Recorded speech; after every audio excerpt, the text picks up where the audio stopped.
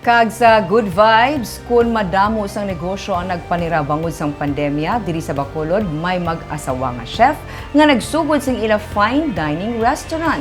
Ini samtang hindi pa sila makabalik sa Hong Kong kung sa diin mayara sila sang restaurant kag catering business. Atong sila kilalahon sa report ni Martigo. Nagapanag-iya sang restaurant kag catering business sa Hong Kong ang mag-asawa nga Sanday Dennis kag Anuska Villanueva. Masami sila nga naga-cater sa mga events sang sikat nga mga Hollywood singers kag dalagko nga kumbuyahan. Lunsay sila nga taga Bacolod City kag nagpadulong sa Hong Kong kung sa diin nagsugod ang ila negosyo.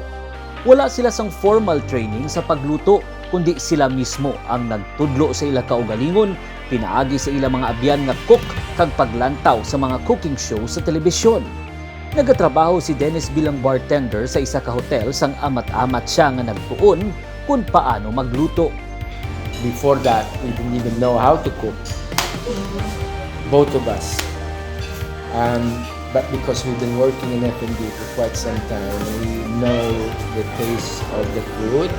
We know good food because all my good friends are chefs also. So, you know, you have your staff meal and then halfway through the night, you wink, wink, wink. Hungry, hungry. They'll feed you. Mahilig naman magluto ang amay ni Anuska, gani bangod sang iya kahidlaw sa mga ginaluto sang iya amay nga nagtaliwa na, iya inigintun-an kag napuslan bilang palangabuyan sa Hong Kong. And when I went to Hong Kong, I had to, because I miss his cooking, so I had to learn how to cook his way of cooking just for me not to miss it so much. And that's how I started, and I cook it for my family. And actually, when I was younger, I dreamed of having my own restaurant, but it was just a dream. I didn't really think that it would come true someday. Nagsugod lamang sila sa isa kagamay nga deli take-out business kag karon may kaugalingon na nga restaurant kag catering business. Pating iya apat ka mga kabataan ang nagabulig man sa ila negosyo. Sa ila pagbakasyon sa Pilipinas sini nga tuig, wala na sila nakabalik sa Hong Kong bangod sang COVID-19 pandemic.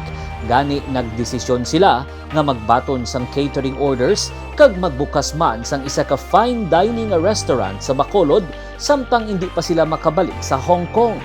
We just got stuck during lockdown, so we decided to open instead of just lying there eating and getting fat. So we might as well do something with our time.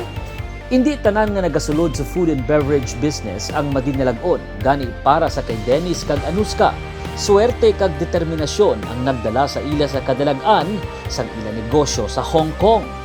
What I've learned is every 10 restaurants that open, which is I think 80% right, 7 will close, okay?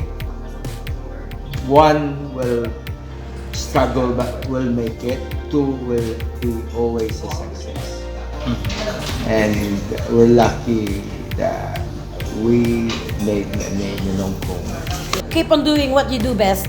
If you fail, keep on getting up and just get right back into whatever it is that you think you failed in doing. Don't lose, don't be discouraged.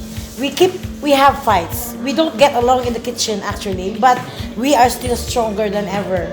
Sa Biyernes na magabukas ang ila restaurant sa Eroreco Subdivision sa Bacolod. Nagalaom sila nga matilawan man sang mga Bacolenyo ang ila pinasahi kag original nga mga recipe nga ila ginaserbe sa ila mga customer sa Hong Kong. Martigo para sa Digicast Negros.